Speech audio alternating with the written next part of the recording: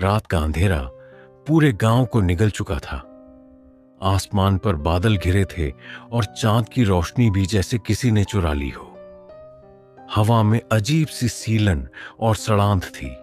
उस सन्नाटे को सिर्फ एक चीज तोड़ रही थी, खंडहर से आती हुई कराहती आवाजें।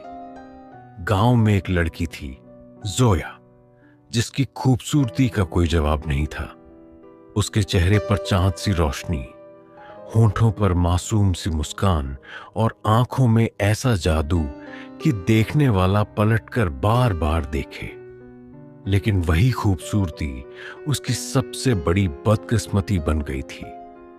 खंडहर में रहने वाला जिन्न का साया उस पर मर मिटा था। पर वो दीवानगी सिर्फ मोहब्बत की नहीं थी, बल्कि हवस और खौफ की आग में जलती हुई प्यास थी। वह जोया को अपनी कैद में लाना चाहता था, किसी भी कीमत पर। रात की खामोशी में जब भी जोया आईने के सामने अपने लंबे काले बालों को संवारती, उसे लगता कोई उसकी परछाई को छू रहा है। कभी उसके कमरे की खिड़की अपने आप खुल जाती और ठंडी हवा के साथ एक भारी सांस की आवाज सुनाई देती। गांव की बूढ़ी औरतें कहती, ये खंडहर का जिन्न है, तेरे पीछे पड़ा है, वो हवस का भूखा है। जोया, बच के रहा। लेकिन बच पाना आसान नहीं था। एक रात जोया जंगल के किनारे अकेली चली जा रही थी। चांदनी उसकी गोरी त्वचा पर चमक रही थी और उसकी चाल में अजीब सी लय थी। अचानक उसने सुना, उसके पीछे कदमों की आहट है। उसने मुड़कर देखा, कोई नहीं। लेकिन उसके दिल की धड़कन तेज हो गई। तभी उसे अपनी गर्दन पर ठंडी सी सांस का एहसास हुआ। उसने घबराकर पीछे देखा। एक लंबा काला साया उसके बेहद करीब खड़ा था। उसकी आंखें अंगारों की तरह लाल, चेहरा इतना विकृत कि इंसान का खून जम जाए, और होंठों पर दरिंदगी भरी मुस्कान।